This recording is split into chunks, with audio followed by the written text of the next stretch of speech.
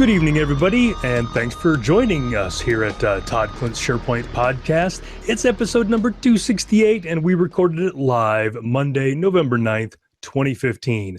I am your host, and in honor of Veterans Day this week, an Army veteran, Army Reserve and Army National Guard, Todd Klindt. And I'm not in the military anymore. I got out, or ETS'd to you military folks, 15 years ago, but now I'm working at Rackspace. And so you can go check out all the great SharePoint stuff at sharepoint.rackspace.com. Jump in the chat room there, tell them Todd sent you, tell them I told you to say hey and all that. But that's sharepoint.rackspace.com, and you will find all of our SharePoint products out there. You will see it will amaze and excite you. It'll be great. And while you're out there on the internet, open up another tab on your browser, go over to toddklint.com/blog and see what I've been doing lately. Then there's links on there to my Twitter page, twitter.com/toddklint. I am all over the internet, up one side and down the other. The internet's just filthy with pictures of me. Not filthy pictures of me, but I mean, they're just everywhere. Pictures of me and blog posts and all that. You can't miss it. So go out there and find your favorite website and look me up and say hey. All right. That got way weirder than I thought it was going to. Production notes. So as you may have noticed, the last 2 weeks, Shane and Jonathan filled in for me when I was out gallivanting around on the West Coast. So thanks to those guys. A shout out to them for keeping the home fires burning while I was gone. I've talked about this before, but many years ago when this podcast was a fledgling little podcast, not the internet powerhouse that it is today, I was listening to another podcast, Scott Hanselman's Hansel Minutes. And one of the things that he mentioned about podcasting was that you had to be consistent. You had to always put something out. And I took that to heart, and I hadn't done a good job of that before that. And so that was one of the things when I heard that, I'm like, yep, I need to do that. And part of that is having those two jokers fill in for me when I'm gone. And I think they did a better, so I haven't listened to all of the episodes. I'm not quite that sadistic, but it sounded like it was better than Empty Air. So I guess thanks for those guys to fulfilling for that. It was some interesting stuff. I did think it was funny that 267, for whatever reason, the video only showed Jonathan, and I don't know that he realized it at the beginning.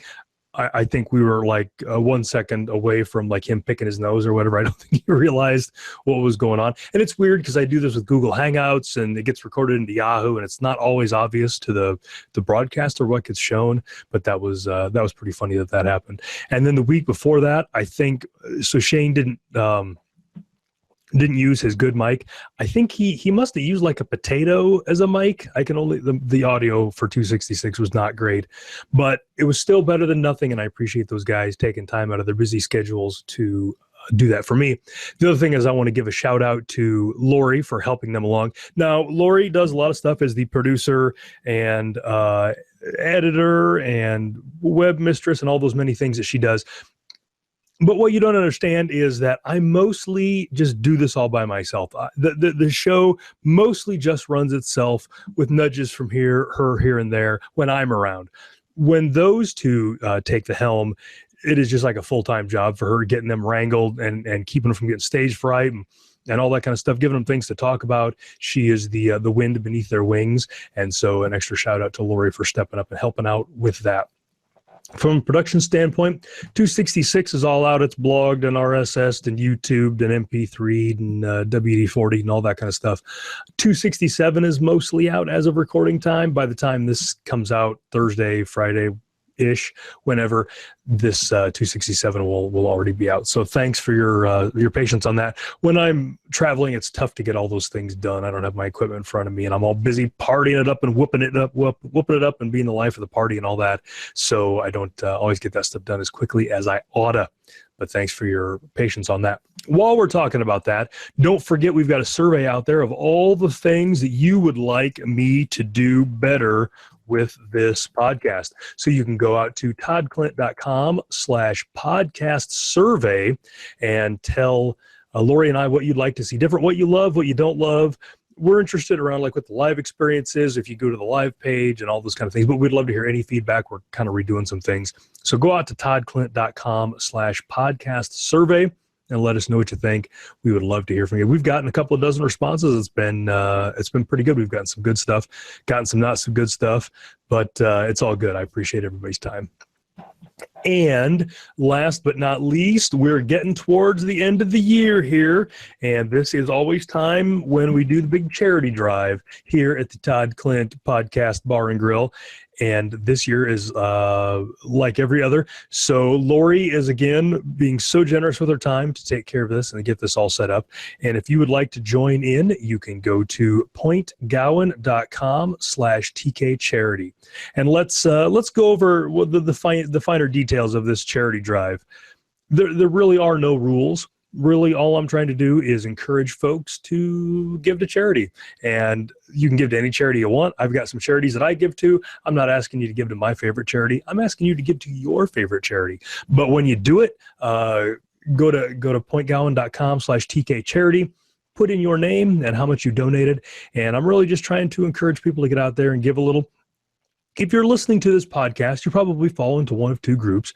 You're either being punished for something or are being interrogated, and they're using this as some kind of torture method. So if that's the case, my apologies. Just tell them what they want to hear, and we can both be done with this just as quickly as possible. Or if you're not one of those, then you're probably listening to this because you deal with SharePoint or Office 365 or some other Microsoft technologies, and chances are, if you're doing that, you're probably, you're doing okay. You probably got your ups and downs, but as a general rule, you're probably doing okay.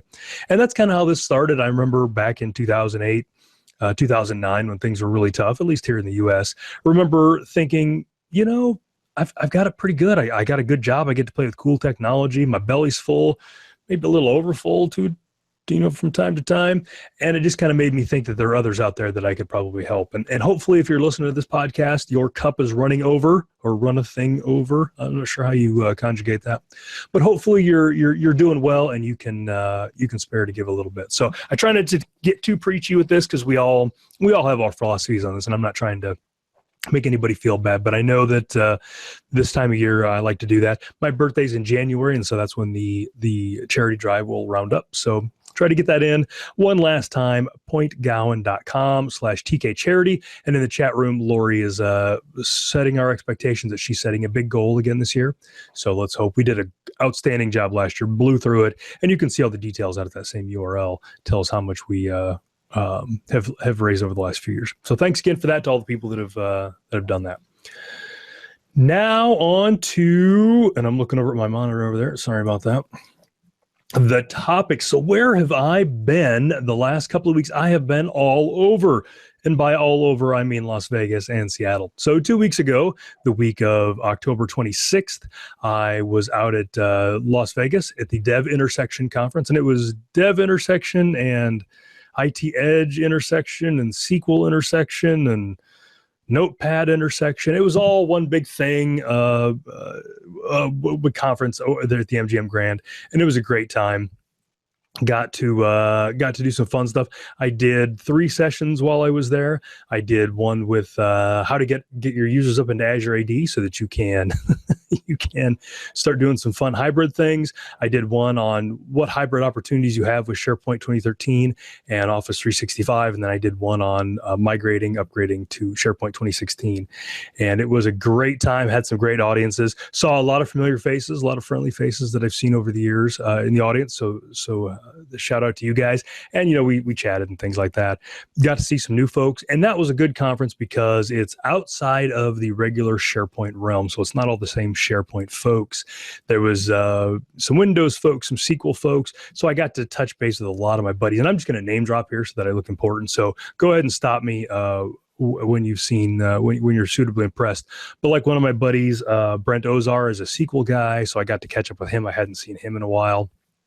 And I'm gonna mispronounce his name. And on Twitter, he's a SQL pool boy, Jonathan Kahanis, I believe. If you've seen his last name, you know what I'm talking about. But he works for Paul and Kimberly out at SQL Skills, so I got to catch up with him. It's been forever since I've talked to him.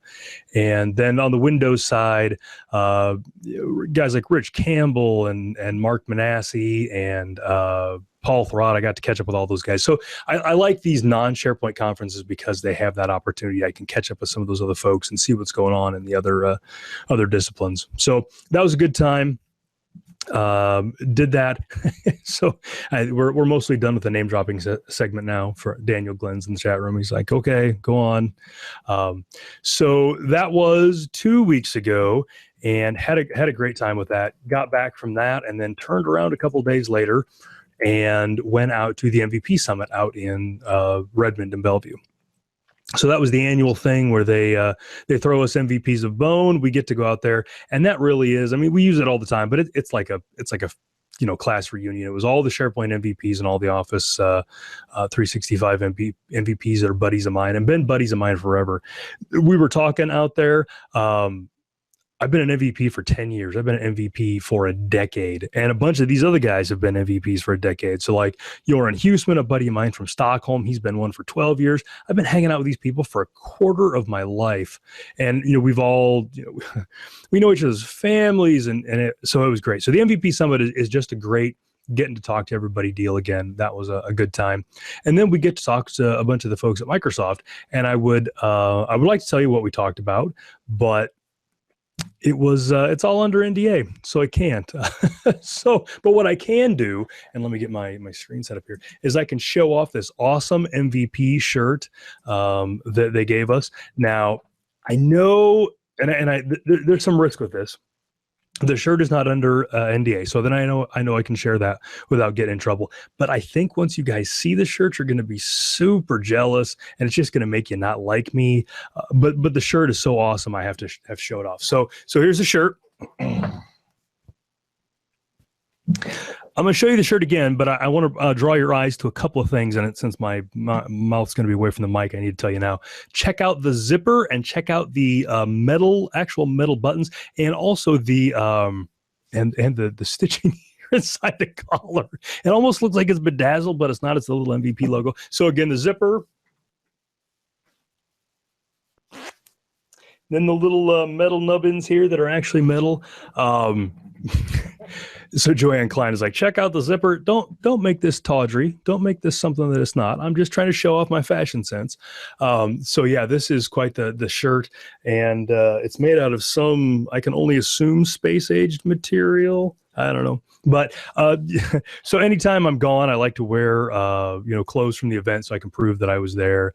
And so this is that. So I've got this shirt. I can't talk about that. The other thing that I can talk about from the MVP Summit is some of the new hardware. So this was the first time that I got to see a bunch of the hardware that Microsoft announced a month ago. So there's some folks out there that had Surface Books, Surface Pro 4s. One of the things that I was most interested in was the Band 2. Now I wear the Band, and I'm in the Band, and my Band is doing the thing with the battery is starting to come off. And I use my Band every day. It is my running device. I use it for phone calls and all that kind of stuff. So when the Band 2 was announced, I thought I would love to have one. Excuse me. But they're $250, and I don't know if it's a big enough improvement to merit that, because as soon as these went on, so as soon as the Band 2s went on sale, the Band 1's price went down to $100. So, I mean, this thing's got almost no resale value whatsoever. So when I buy the Band 2, it's going to cost me the $250. So I wasn't really sure if I was going to get one or not, but a couple of folks had Band 2s out there, and I tried one on, and it is absolutely worth it, 100%. So I spent the next 24 hours calling every place I could think of to try to get a medium Band 2, and they just don't exist in the wild. And so I was not able to get one, but I did order one on Microsoft at the Microsoft Store. So that's going to ship like next month. But if you are a Band 1 owner and you like it and you use it a lot, I think the Band 2 is a good upgrade. It just fits better. The batteries aren't in the Band itself anymore. They're hidden someplace else.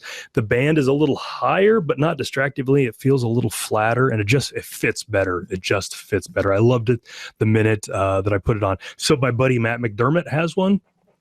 SharePoint MVP does a bunch of search stuff, and I put it on and just fell in love with it immediately, and was just going to run right out of the room with it because I'm taller than him and I can run faster than him. So I could have gotten away with it, but then I realized my backpack was on the other side of the room, so I couldn't do it. But I did like it. I did order one, so I did break down and order a band too, and that will hopefully be here next month sometime. But the MVP Summit was great. Hello to everybody that I saw out there. It was a great time. Met some new folks. Just had a blast.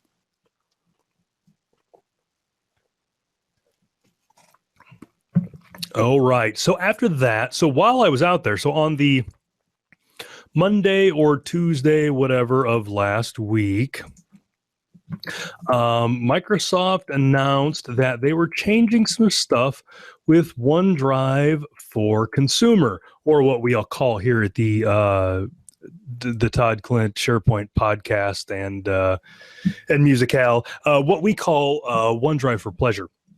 So if you guys remember last October 2014, think back to October 2014, Microsoft put out a blog post on the OneDrive blog that said everybody's going to be unlimited OneDrive for consumer eventually. They're phasing it out and this, that, and the other, but it was all going to be unlimited. You get unlimited and you get unlimited. Last week, they put out another blog post and said, you know that thing we said about OneDrive for pleasure being unlimited? Yeah, we're not going to do that so much. We are not going to make that unlimited anymore. And in their blog post, they cited the obvious things, the things that we all saw coming. Anytime anything is ever unlimited, be it unlimited storage or unlimited data on AT&T or unlimited shrimp at the buffet at Golden Corral. Yeah, that's not really unlimited either. I've been told multiple times by very stern gentlemen. But anyway, anytime something's set to unlimited, somebody's going to abuse it. Sure enough, somebody abused this. Now, let's keep in mind, they didn't start making the very first person unlimited until last year. We'll round up, we'll say 13 months ago. It was really 12 and a half. 13 months ago is when they started this, and they started phasing it in. There was one user alone that had, are you sitting down, 75 terabytes of content in OneDrive for pleasure. So, I mean, there's the obvious, oh my God, 75 terabytes. Where did he get 75 terabytes? So on and so forth. But what struck me about that was he has 75 terabytes in there in 13 months. Let's do the math on how he got 75 terabytes up there in 13 months. I don't care where he got it from. How did he get it up there?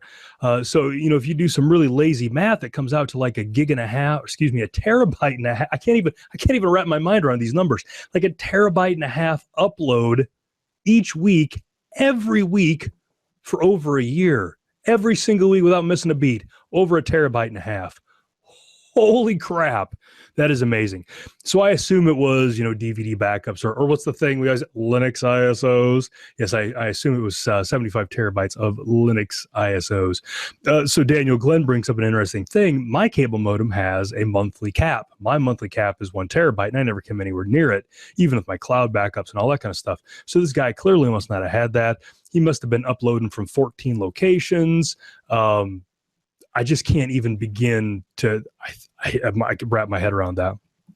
But he spoiled it for the rest of us. So Microsoft said, we're not doing the unlimited thing anymore. They also did say, and I love this, that 75 terabytes was 1,440 times the average user. Yeah, we get the fact that that's way over average, but 1,400 times as much. But anyway, so they said we're not going to do unlimited anymore. Okay, we get that. We're not going to do unlimited. That sounds reasonable. But then they doubled down, and then so I was sympathetic to them when I read that part. I'm like, yeah, I get it. You can't be spending, I mean, just think about how much 75 terabytes of drive space costs them, and then if it's duplicated anywhere, and it's yeah.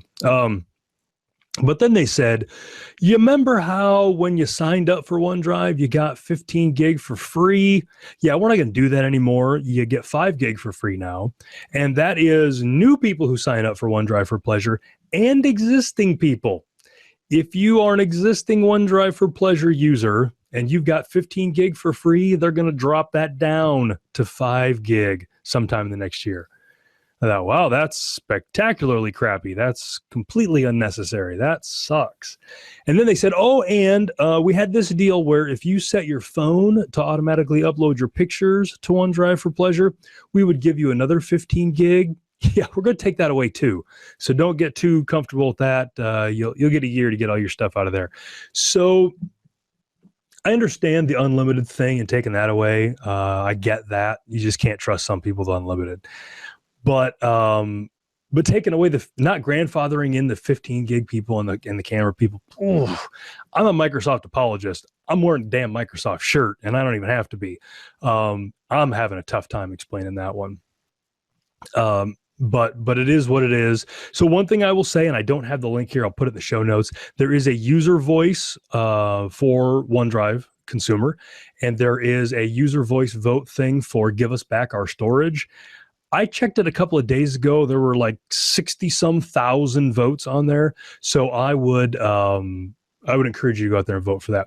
Lori brings up an interesting point, and this is one that's going to bite me, is Groove, the Windows 10 and Android Windows Phone music player, can do this super cool thing where it will match any music you have in OneDrive.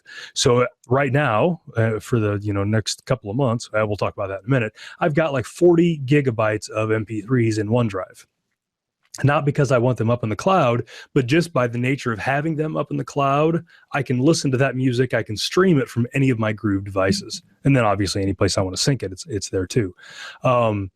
So I don't know how that's going to work. So Jared Shockley here in the chat room brought up a couple of things. He said, if you have the Groove Music Pass, you get 100 gigabytes of OneDrive. So that is the case now. I don't know if that's going to continue to be the case, but that works me into a couple of things. So first, I want to mention there's a blog post from podcast hooligan Lynn Dye, where she talks about how you can go in and see how much space you've got and where all that's at and where the things are at. I encourage you to hit Lynn's website. It's at extremevirtualsupport.com. Check that out, and she's got some information there. But so when this first happened, I was pretty upset because I've got the 15 gig thing and I've got the camera thing and all that. And I thought, hey, that really stinks. And I know I've got a lot more out there than 5 gig. But I also remember that last year or earlier this year, I forget, Microsoft had the Work and Play bundle, and they just brought that back a couple of weeks ago. So let's talk about the Work and Play bundle. The Work and Play bundle is $150 for a year, and I'm going to put a really rotten URL in the chat room here. And I think Shane talked about this a couple of weeks ago, though I don't expect any of you to actually have listened to it. But you get, for $150 for a year, you get Office 365 Home. I'm gonna come back to that. Don't go anywhere. You get Xbox Gold Live. You get a $60 gift card for the store. But what's important is when you get Office 365 Home, part of the Office 365 Home benefit is 100 gig of OneDrive. So that's I've got I've got this work and home thing. So I've got that. So I'm not gonna have to empty my OneDrive out. Like I initially thought I was going to have to. I'll be able to leave my tunes and stuff in there.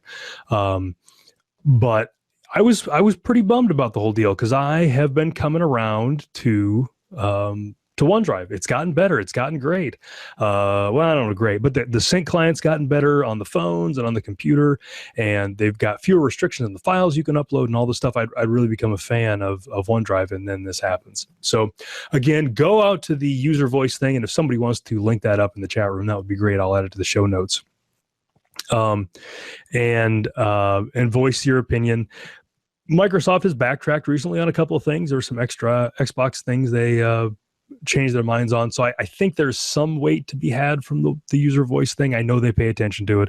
So go out there and keep hitting that. But also, because it's the right thing to do, get this Work and Play bundle too. And that gives you all the Office apps and Skype and Xbox and all kinds of great stuff. Okay. So now, oh boy, time sure flies. I had one thing, this has been in my notes for like a month, and I'm not going to spend a bunch of time on it, but I just want to get the link out there. When I was going through my Twitter feed like a month ago, I noticed a guy named Marcus Hinter had published a slideshow. He'd done a session somewhere, and I'm not sure where. It looks like SPS Munich. Yeah, so he's probably over there in Deutschland. And he did a session on what's new in the user profile sync in SharePoint 2016. And I think that we've covered this a lot before, but he's got a couple of interesting things in his slideshow. So I wanted to give you some links out there. So go check that out. That's a docs.com link. Again, we've talked about some of this stuff before, but I liked Marcus's thing. So go check that out. Got that out of my notes, though. I've been looking at that for a month now.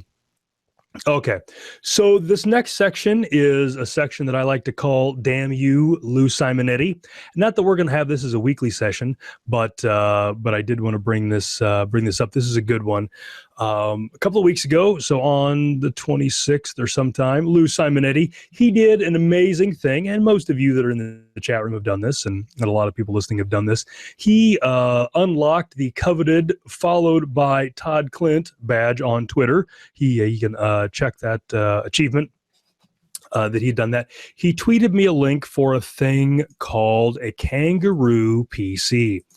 We all know that I have a soft spot or weak spot or whatever on my head, but any number of other places for the little tablet PCs and things like that, and the little HDMI PCs. Played with them a lot, have got a bunch of those things doing any number of goofy things around the house. Love those little things. And so Lou found this very similar thing, this Kangaroo PC. And Daniel Glenn's got one in the chat room too. And so this is a similar device. So it costs $100, which is I'm cheap. So that he had me at $100. And so here is what the device looks like. Now this is one sexy little thing here. So this is what the device looks like. Daniel's got a write-up on his there too, and I haven't published my write-up yet. But this is the thing. Now, the thing that I like the most about this is all these cheap tablets that I have, and all of these little HDMI things all have the same Intel Z3735 system on chip thing, and that is just a wee bit too slow for watching some of the high-def videos, movies, things like that. Just always seems to leave me wanting a little more. And this thing has a different chipset in it. It's got a faster chipset. It's got a Z8500 chipset. And so I thought I'd give this thing a shot at $100. So it's got that. It's got 2 gig of RAM. It's got a 32 gig eMMC drive in it. Comes with Windows 10 Home. But here's a cool thing that these guys did with this Kangaroo PC. It's good. It's solid. I like it. It doesn't make me feel like it's cheap like the little Migo things do, but it's got these docks here that you can dock it in, and it comes with a dock, and the dock that it comes with has HDMI, USB 3, USB 2, and then the power, and it just pops in like that, and then that's how you can use it. But they make other docks as well that you can just drop it in. And so far, again, I haven't got to do a lot with it because I've been on the road. But Daniel Glenn's got his write-up at nosharepoint.com/kangaroo. I'll have one coming out soon. But it's a great little device. Somebody mentioned in the chat room that somebody uses one of those HDMI sticks as a backup. I've always got mine with me. I've never had to use it, and the problem becoming that it's tough to control. But I use mine all over for weird little things, and they're just cheap little things. The ones that I bought were like $70 a piece. But if this thing pans out, I may end up using something like this because it's got a couple of USB ports, and it's pretty easy to use. So if you like these little devices like this, go check this out. Again, I'll have something on my my webpage eventually about this. But that's a fun little device. But again, damn you, Lou Simonetti. Oh, and here's a link if you want to buy it from Newegg.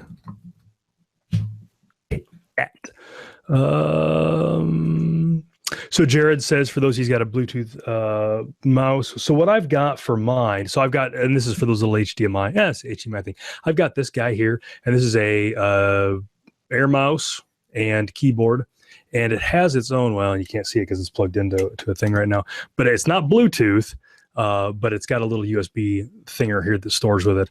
And so that's what I use when I use a little HDMI devices. And it's treated me pretty well. I've used these over the years, and they're not great.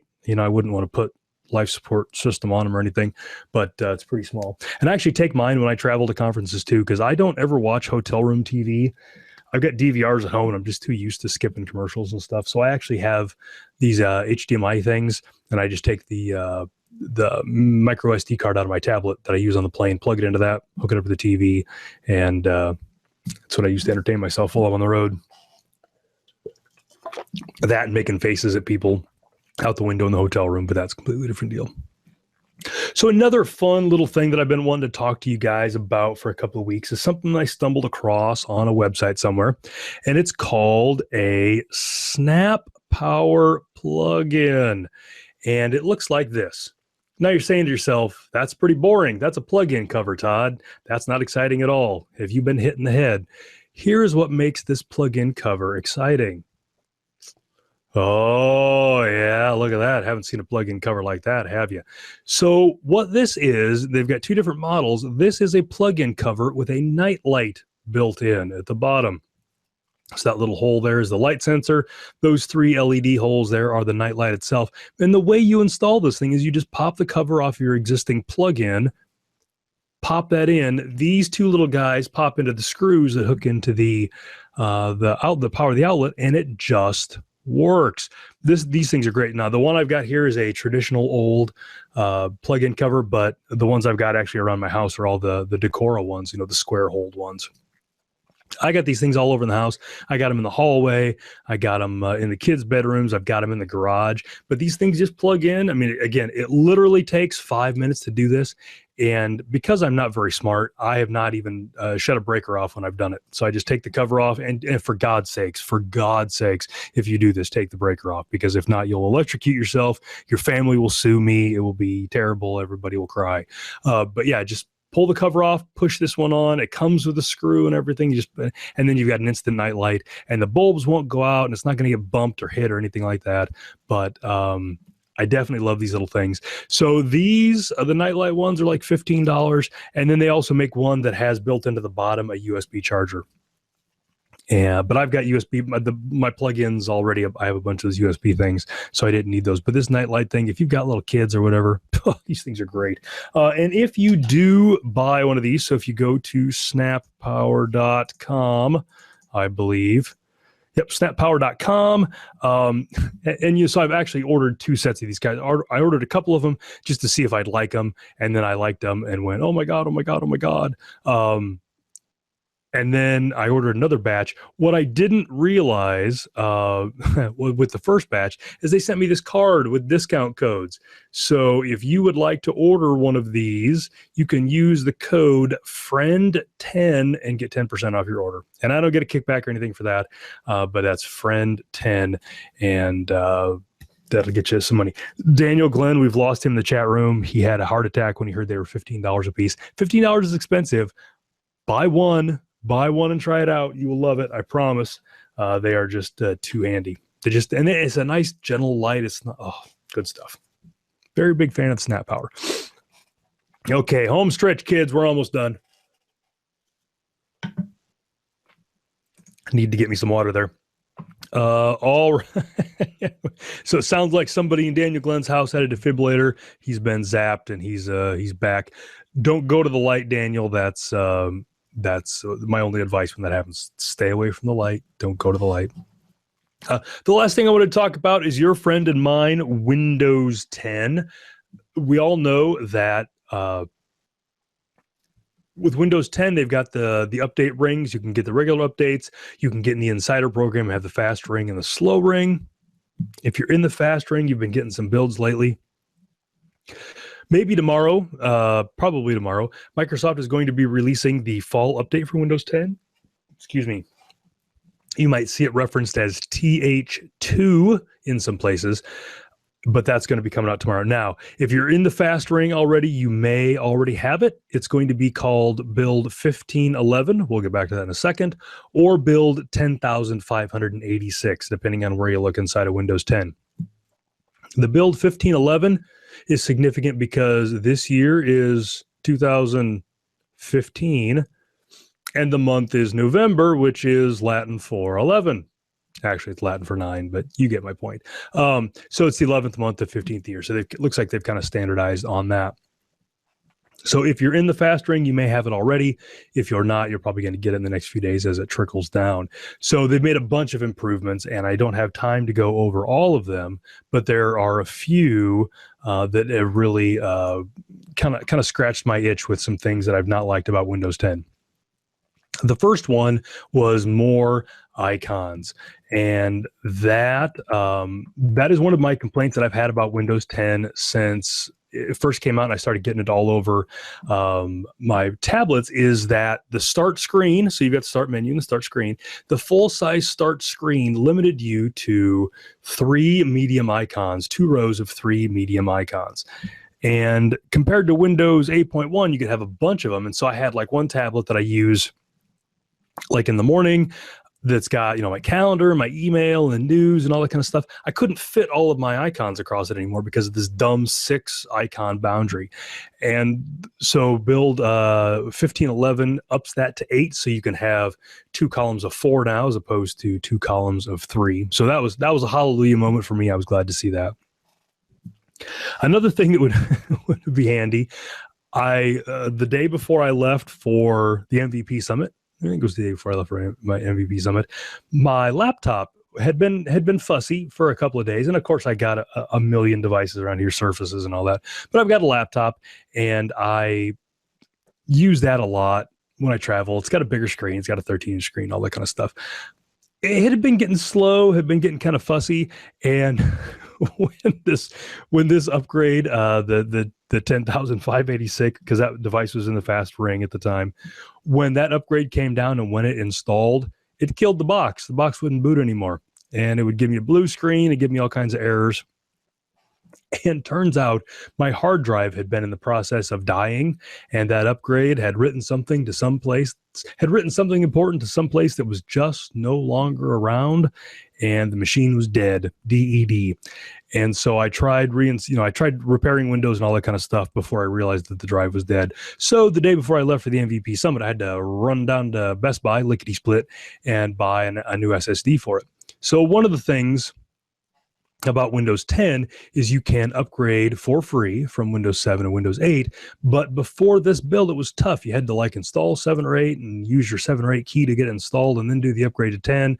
Not only did that take you a lot of time, it also was kind of ugly from an upgrade standpoint and all that. So starting with this build of Windows 10, and you can go out and get the ISOs for it, when you install Windows 10, you can give it a Windows 10 product key, obviously, but you can also give it a Windows 8 or a Windows 7 product key as well, and Windows 10 will install from that. So that will make that handy the next time I have a hard drive die the day before I have to travel for work. So that was good. Another new thing that has shown up in this is the Find My Device feature that's been in Windows Phone forever. And this is, iPhones have it and Android has it, where if you lose your device pings Microsoft servers every now and then, and it will tell you where your device was. Now, I've used this once. I used it with my Windows Phone about a year ago. My family had been out on a Saturday morning and, running errands and doing all kinds of stuff. We grabbed something to eat. We came home, put my kids to bed and realized that I had lost my phone and couldn't remember having it anytime after whatever. And so fired up my computer, did the old Windows Phone, where's my phone? And it gave me the address of the restaurant we'd been at. I'm like, oh, well, there it is. So I called them and I'm talking to them and I'm like, hey, did you find a white Windows Phone? And like, what? Windows makes phones? And I had that whole thing. So I'm talking to them and they can't find my phone anywhere. And I'm like, oh, it's got to be there. The computer told me it's there. And my kids, who had supposed to have been asleep, were definitely not asleep. They were sitting at the top of the stairs, eavesdropping on my phone conversation. Bless their little hearts. And the oldest one ran into their bedroom, and I had apparently brought my phone home. And then before I put the kids to bed, had set it up on their dresser when I read to them. And so she grabbed the phone, and I'm on the phone with the guy from the restaurant, telling him in no uncertain terms that I know my phone is at his restaurant. And it was like a classic, bad movie. My daughter's tugging on my pant leg and she's like, Daddy. I'm like, go away. I'm on the phone. She's, Daddy, go away. I'm on the phone. And she's like, Daddy, I have your phone. Oh, sorry, wrong number. So I guess my point with that is it's great functionality. I wouldn't, rely on it for anything great, but it's there in Windows 10 now. So with all of these, Windows 10 tablets and all that kind of stuff, that will be a cool one. Another thing that has been added, Cortana, your friend and mine, has been upgraded. She's got some new things that she does now, things she looks out for. But one of the cool things she does now, if you have a Windows phone, and I think you need a Windows phone for this to work, she will send texts for you. So you can say, Cortana, I want to send a text to Shane, you stink. And Cortana will hook up to your Windows phone and send a text to Shane and tell him that he stinks, which is something he needs to hear now and then, keeps him level. So Cortana has been pretty cool. I'll be honest, I haven't adopted Cortana a lot on my PC. Used the hell out of it when I had my Windows phone. Use it all the time, miss it to this day. On my PC, I just haven't quite got into that groove of talking to my computer and having it do things. But regardless, it's there. She's been upgraded. One disappointing thing is that the Edge browser, which is a unpleasant piece of software to say the very least, the Edge browser did not get support for plugins like we thought it was going to, which just absolutely kills it, because like my password manager, I can't plug that in, but I can plug it into Chrome or IE, things like that.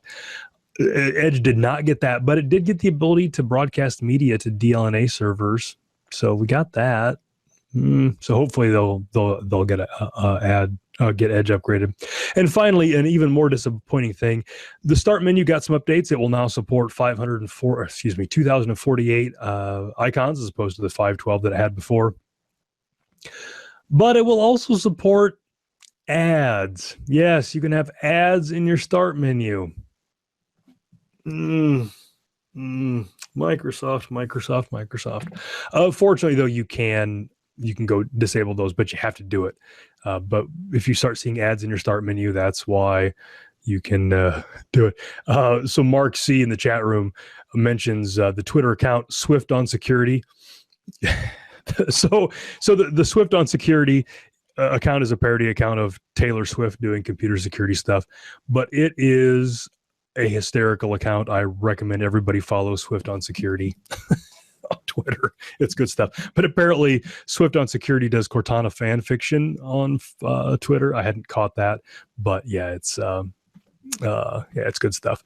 So that's all. But the Windows 10 stuff coming out, I'm still not completely a huge fan of Windows 10. I miss a few things from Windows 8.1, but it's getting there, and they're putting out updates. I mean, you remember, Windows 10 RTM'd here just a few months ago, and there's already another set of features out there. So Microsoft's doing a good job. But go out there to User Voice and tell them about OneDrive. Okay. So I guess that we'll do that. So now we're on to the shameless self-promotion part. So this list is very short. The year's almost over. Conference season's kind of wrapping up. The only confirmed conference I have on my schedule right now is SP TechCon, and that is February 21st through the 24th in Austin, Texas. I will be there doing some sessions. I will only probably be there a day or so because I have to go down to San Antonio for some stuff. That same week, there's another conference going on down there. But go to sptechcon.com. And find out all about that. And I will be seeing there. As always, like the folks at Dev Intersections and all that, if you're a listener to the podcast or a reader of the blog or whatever, and you're at a conference and I am there, for goodness sakes, come over, introduce yourself, shake my hand, and I would love to talk to you. Love to chat, catch up, see what you're doing, hear what you're doing in SharePoint, all that. So thanks, everybody. Went a little long tonight, but I had a lot of things to cover, so it was a good time.